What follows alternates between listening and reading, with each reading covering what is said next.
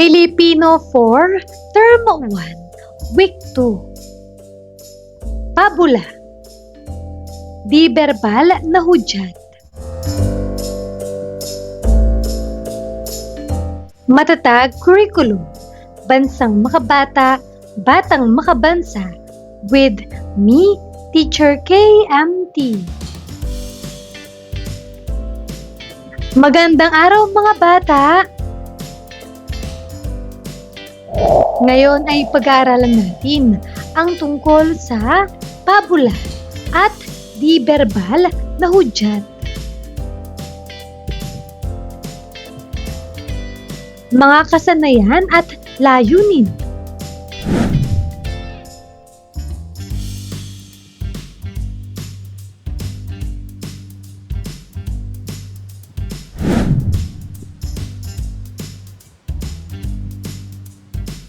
Unang araw. Maikling balik-aral. Kulay alam. Kulayan ang hugis.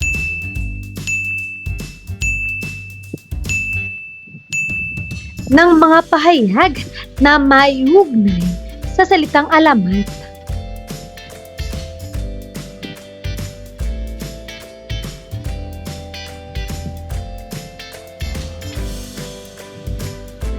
Narito ang mga sagot.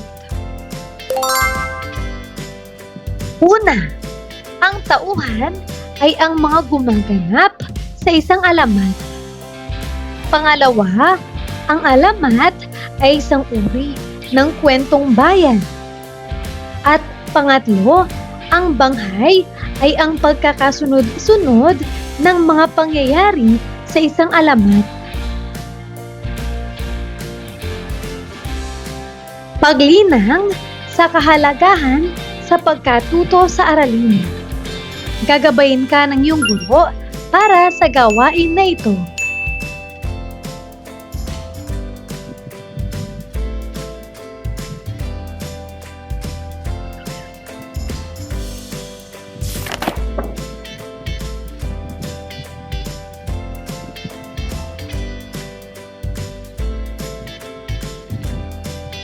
Paghawan ng bokabularyo sa nilalaman ng aralin. Tala salita. Piliin ang salitang nagsasaad ng tunog na nagbibigay kahulugan sa pangungusap. Una, alam kong gutom na ang pusa dahil sa sunod-sunod na pagngiyaw nito. Ano ang iyong sagot? Tama. Pagngiyaw. Pangalawa, ang tiktak ng relo ay tila nagsasabing ikaw ay parating na. Magaling. Tiktak. Pangatlo, napalingon ako sa lakas ng pot-pot ng truck. Tama. Pot-pot. Pang-apat, ang tweet-tweet ng ibon ay kay sarap sa tenga. Mahusay. Tweet-tweet. Pang-lima, labis at natakot ang nadama ko matapos kong marinig ang dagundong ng kulog. Napakagaling. Dagundong. Ikalawang araw. Unang aralin, pag-unawa at pagsusuri sa pabula. Pagprosesong pag-unawa. Kulay alam. Kulayan ang bilog ng mga pahayag na maiugnay sa salitang pabula.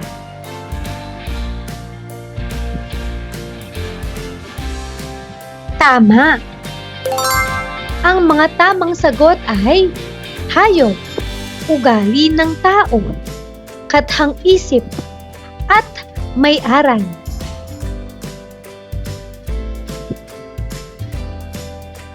Ang pabula ay isang uri ng akdang pampanitikal na karaniwang gumagamit ng mga hayop bilang tauhan na may kakayahang magsalita at umasal na parang tao. Sa pamamagitan ng kwento, ang pabula ay nagbibigay ng aral o magandang asal na maaring matutuhan ng mambabasa. Pinatnubay ang pagsasanay. Gagabayin ka ng iyong guro para sa gawain na ito.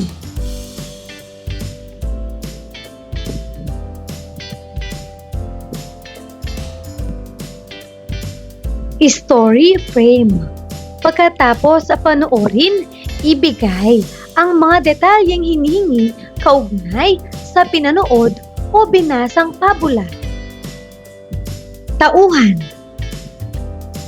Para sa unang katanungan, sino-sino ang mga tauhan sa pabula? Sina aso at pusa. Pangalawa, ilarawan ang mga tauhan sa pabula. Si aso ay matapang, malakas, masipag, mapagmahal sa kalikasan at gusto ng malinis na kapaligiran. Tinutulungan niyang tanggalin ang mga basurang nakakalat. Si pusa naman ay mainipin, masungit, mahilig magpaganda sa sarili at madalas magsinungaling. Tagpuan. Unang katanungan, saan naganap ang pabula? Sa may tabing dagat ng Mali o kaya naman ay sa daan. Pangalawa, kailan ito naganap? Bakit mo ito nasabi? Hindi tiyak ang panahon na binanggit sa kwento. Ngunit makikita na nasa kasalukuyan o modernong panahon ito dahil may binabanggit na basurang nagkalat at nabanggit ang mga gawin nila sa kapaligiran. Pangyayari. Para sa unang katanungan, ano ang ginagawa ni aso kapag nakakakita siya ng mga basurang nagkalat sa mga daanan? Bakit niya ito ginagawa? Kapag nakakakita si aso ng mga pinagkalat na basura, kinukuha niya ito at itinatapon sa tamang lalagyan ng basura dahil gusto niyang laging malinis ang kapaligiran at iyon ang itinuturo sa kanya ng ama niya. Pangalawa, bakit nagsinungaling si pusa kay aso? Si pusa kasi ay likas na mahilig magsinungaling kaya madalas niya itong ginagawa maging sa pakikitungo kay aso. Pangatlo, bakit hindi pumayag si aso sa alok ni pusa? Hindi pumayag si aso dahil naaalala niya kung paano palaging nagkakalat at nagsisinungaling si pusa, kaya ayaw niyang makipagtulungan sa hindi tapat na kaibigan.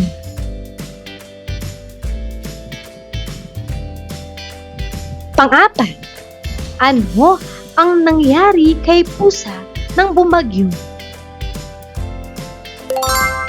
Nalumod si pusa. Panglima, kung ikaw si aso, tutulungan mo ba si pusa mula sa pagkakalunod? Bakit? Opo, tutulungan ko si pusa kahit nagkamali siya sa akin dati. Dahil mahalaga ang buhay at dapat tayong tumulong sa kapwa. Pang-anim, ano ang aral na napulot sa kwento? Mahalagang maging tapat at responsable sa kaibigan at sa ating kapaligiran para sa ikabubuti ng lahat. Pang-pito, bakit mahalagang mahalin natin ang ating kapaligiran? Mahalagang mahalin natin ang ating kapaligiran dahil dito nagmumula ang ating kalusugan, kabuhayan at ang kinabukasan ng susunod na henerasyon.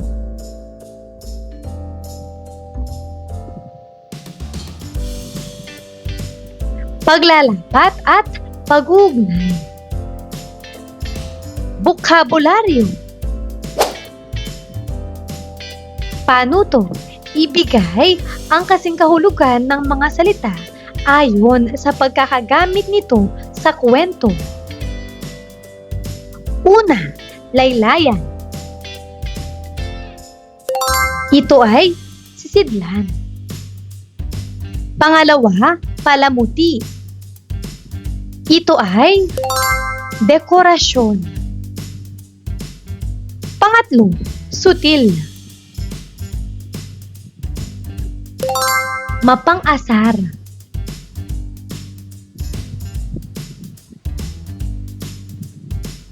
Ikatlong araw. Ikalawang aralin, di verbal na hudyat. Pagproseso ng pag-unawa. Gagabayin ka ng iyong guro para sa gawain na ito.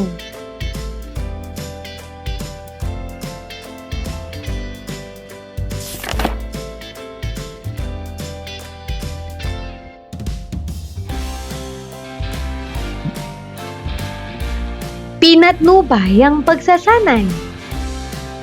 Aralin natin ang di-verbal na hudyat. Ang mga di-verbal na hudyat ay ang mga ekspresyon na hindi gumagamit ng salita para ipahayag ang mensahe, kahulugan ng kaangkupan ng salita o retorika at estilo sa pagpapahayag.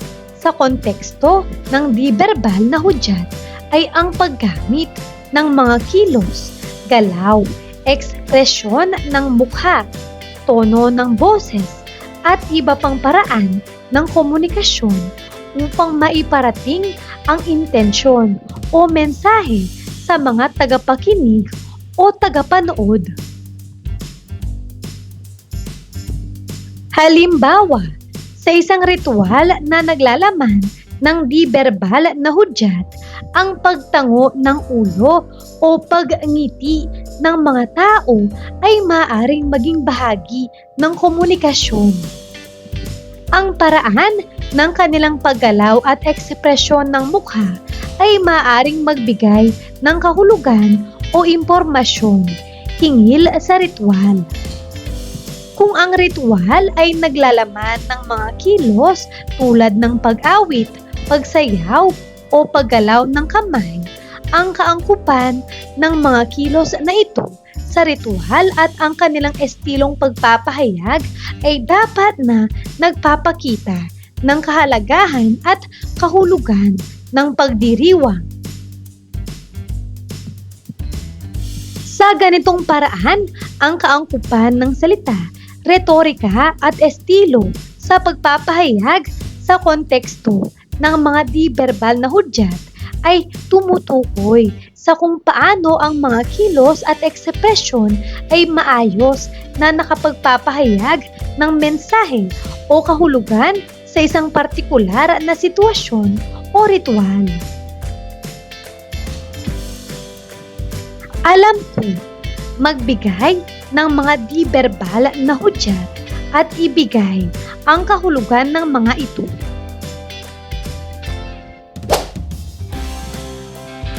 Sa unang hanay, di-verbal na hudyat. Una, pagtaas ng kilay at paglaki ng mata. Ano ang kahulugan nito? Nagpapakita ito ng pagkagulat, pagtataka, o pagkabigla sa pangyayari sa kwento. Pangalawa, paggamit ng galaw ng kamay at katawan o ang kumpas, pagturo at pagyuko. Kahulugan. Nagbibigay linaw sa kilos o aksyon ng tauhan at nagpapakita ng intensyon tulad ng pagmamakaawa, babala o pagpapaliwanag. Paglalapat at pag-uugnay. Gagabayin ka ng iyong guro para sa gawain na ito.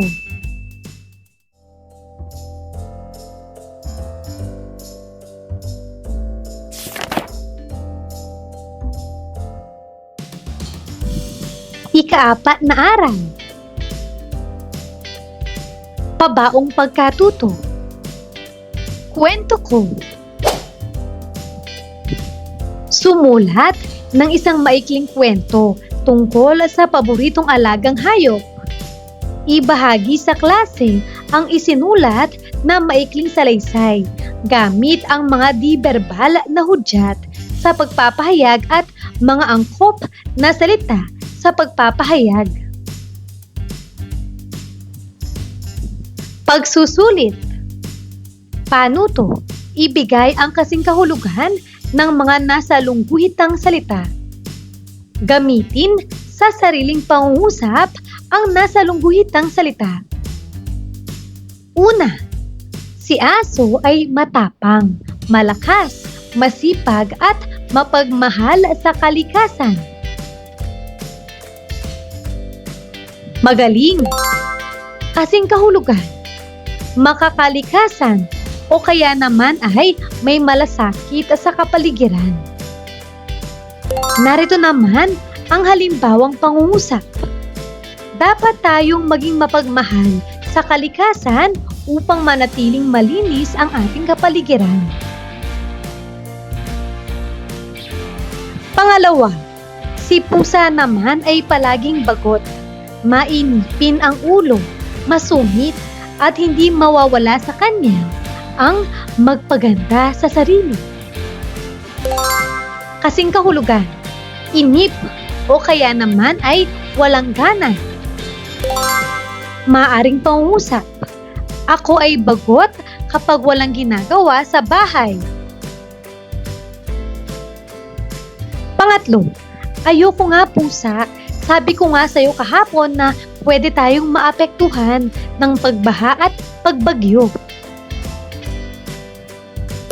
Kasing kahulugan, madamay. Pangungusap, maraming tao ang maaring maapektuhan kapag hindi naghanda sa paparating na bagyo. Mahusay mga bata! Ano ang mga natutuhan mo sa araw na ito? Ngayong araw na ito, natutuhan ko ang tungkol sa pag-unawa at pagsusuri sa pabula at ang di-verbal na hudyat. Maraming salamat sa pakikinig mga bata. Sana ay may natutuhan kayo. Huwag niyong kalimutan, pindutin ang like, share at subscribe.